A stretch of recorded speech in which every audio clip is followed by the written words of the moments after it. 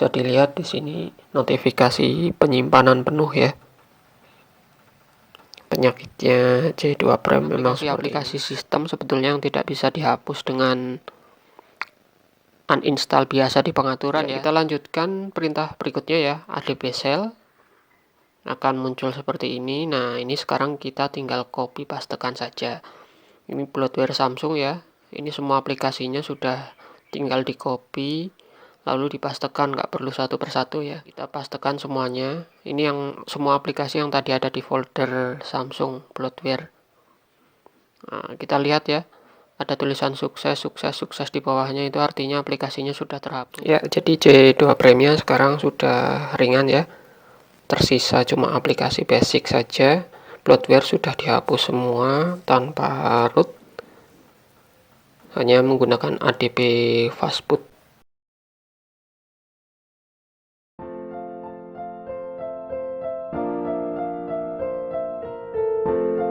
Ya, masih di lintas OS. Kali ini saya akan share hapus bloatware di J2 Prime ya. Bisa dilihat di sini notifikasi penyimpanan penuh ya. Penyakitnya J2 Prime memang seperti ini. Ini padahal saya baru install aplikasi tambahan cuma WhatsApp saja ya. Ya, baru WA saja yang saya install. Yang lain adalah aplikasi bawaan atau bloatware yang akan saya hapus semuanya ya. Ini akan saya sisakan aplikasi pokok aja, aplikasi basic ya. Cuma 8 aplikasi basic aja yang akan saya sisakan, dan yang lainnya adalah bloatware ini yang sudah saya kelompokkan di folder-folder ini. Ada bloatware Samsung, Google, Microsoft, dan aplikasi pelengkap ya. Ini semuanya sudah saya kelompokkan dan akan saya hapus semuanya ya. Ini tanpa root. Ya, ini aplikasi bloatware-nya ya, Google, tadi Samsung, Google, dan Microsoft. Ini sudah saya kelompokkan, dan ini aplikasi pelengkap mungkin akan saya biarkan saja ya, karena ini cuma aplikasi-aplikasi kecil seperti kalkulator dan lain-lain. Untuk hapus bloatware ini saya akan menggunakan adb ya di komputer dengan list aplikasinya. Kita butuh aplikasi ini ya, app inspector, untuk mengetahui nama paket aplikasi yang akan kita hapus ya. Misalnya email, aplikasi email yang bloatware Samsung tadi ini ya, ini nama aplikasinya kita bisa lihat di sini. Nah, ini kita copy dan nanti kita pastekan di adb di komputer, ditambah perintah uninstall, dan nanti akan terhapus ya. Dan untuk list aplikasi yang akan terhapus, nanti teman-teman gak usah bingung, gak usah bikin paket aplikasinya sendiri karena saya sudah buatkan nanti ya.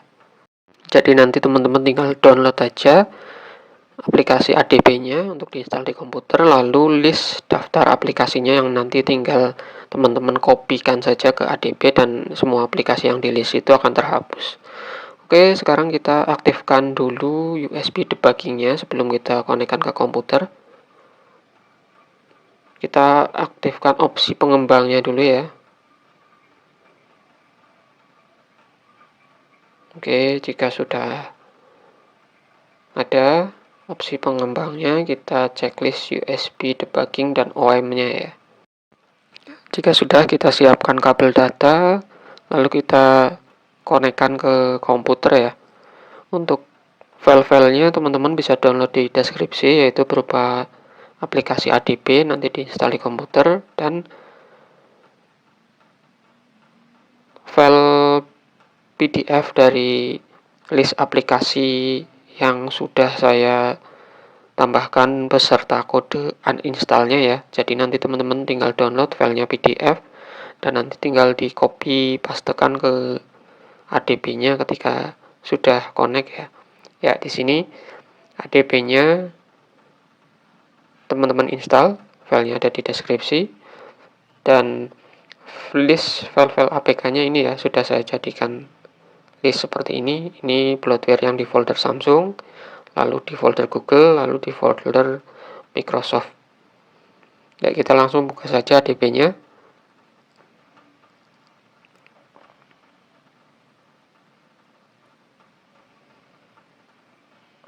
Oke, jika sudah terbuka seperti ini, kita ketikkan ya.